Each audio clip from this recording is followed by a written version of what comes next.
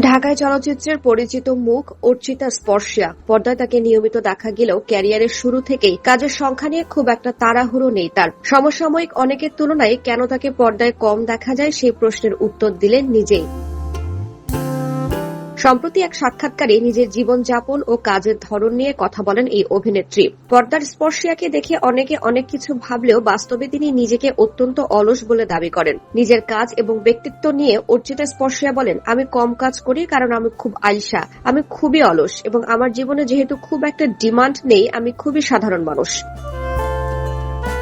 জনসাধারণের মনে তারকাদের জীবন নিয়ে অনেক সময় ভুল ধারণা থাকে। সেই বিষয়টি নিয়ে অভিনেত্রীর ভাষ্য, আমাকে বাইরে থেকে দেখলে অনেকে মনে করে যে আমি খুব মুডি বা খুব হাইফাই লাইফস্টাইল, আমার ওরকম কিছু না। শেষে বলেন, আমি খুবই সাধারণ মানুষ, আমার জীবনযাপন খুবই সাধারণ, আমার খুব চাওয়া পাওয়া নেই জীবনে, আমার কাজ কম করলেও চলে।